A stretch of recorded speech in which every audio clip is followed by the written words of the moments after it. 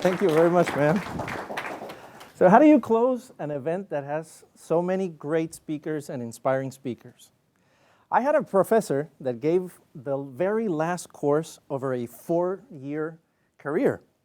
And he told me he did an exercise by the end of the 10 weeks that his course lasted. And he gave the students one sheet of paper and asked them one question. If you had 24 hours to live, what would you do in those 24 hours? And on the back of the paper, write why you would do that in those 24 hours. He began to get a lot of answers, and he began reading some of them.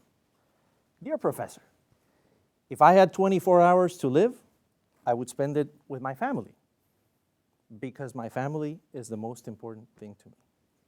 He got another one. Professor, if I had 24 hours to live, I would spend it in church, because God is the most important thing to me.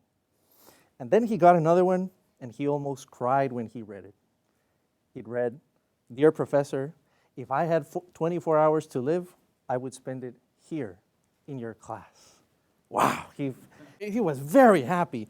And he read the back, and it said, because 24 hours in your class would feel like an eternity.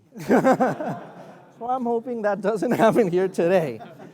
I come from Guatemala City. It's a very diverse country. It's actually number 9 in the world in terms of entrepreneurial startup rates.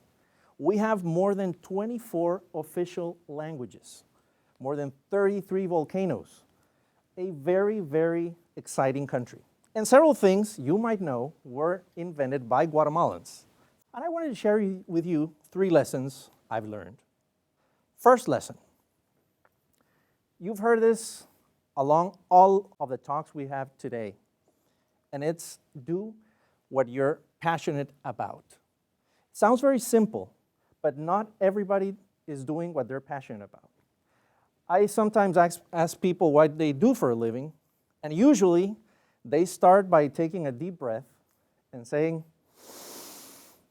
I'll tell you what I do for a living. And a lot of people suffer every day in what they do for a living. I met a very famous Latin American CEO. I was very excited to meeting him because he used to be in the cover of Forbes magazines and a lot of magazines around the region.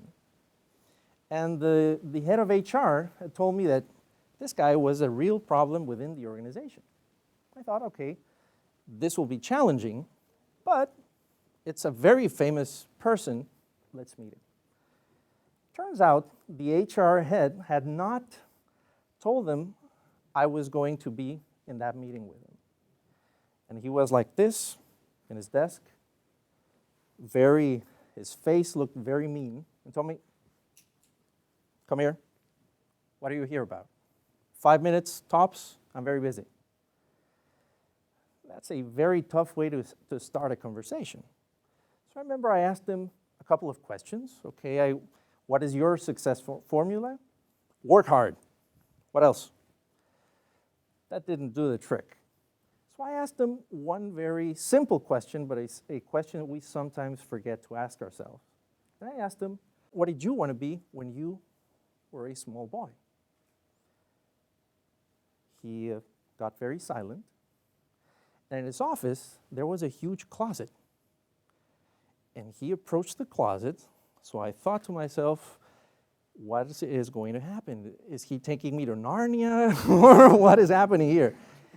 And he opened the closet, and he had an old guitar. And he told me, this is what I love to do. But my father, who used to run this company and founded this company, the day he died, he told me, I won't die in vain. You need to run this company. How can I be engaged in a company where here is my real dream? So a lot of people mistake success by having things or by achieving things and by living somebody else's dreams. Follow your passion. My second lesson, God has given us unique competitive advantages. All entrepreneurs develop their own unique competitive advantages. And those are your unique skills, your talents. Each and everybody is different, and we all have unique talents. What are you doing to discover them and to foster them, to develop them? If you read Malcolm Gladwell, Outer Liars, he says that a mastery rule is that you have to spend almost 10,000 hours developing your craft to be a real master at something. Michelangelo was sometimes quoted by saying, if people knew how hard I worked to be a master, they would not say I'm a genius. What is your talent? There are a lot of very interesting examples. For example, Bart Conner, the gold medalist from the US. He used to walk using his hands when he was very young.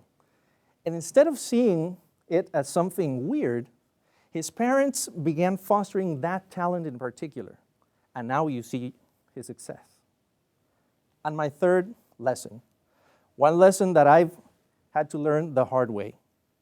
Don't mistake an erroneous formula I learned in school, which is that you have to have in order to do, in order to be. I thought that if I had a degree, I would do what I loved and I would be happy. And that is exactly the wrong formula. Each of us is very different. And what happened to me is that, yes, at 24 years old, I had already got my MBA degree from Latin America's #1 institution. I had graduated also from my PhD.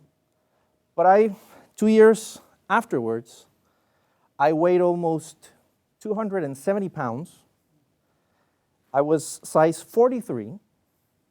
And my doctors told me something I would not want anybody to hear. You have 5 more years to live. Yes, I was 26 years old, successful, but dying in the process. I don't want that for anybody, and I had to start over. So I found the real formula, is that you have to be in order to do, in order to have. Each one of us is very different. Who are you? What is your purpose in life? What are you here for? Because there's no coincidence that you're here hearing everybody share their knowledge, their wisdom, and actually their life lessons. So in closing, if somebody were asked, what are you doing? Are you being yourself? Are you doing what you're passionate about? And are you developing and finding your talents?